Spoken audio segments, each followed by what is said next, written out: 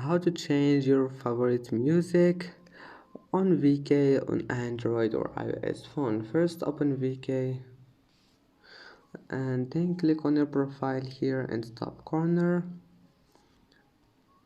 and then click these 3 points,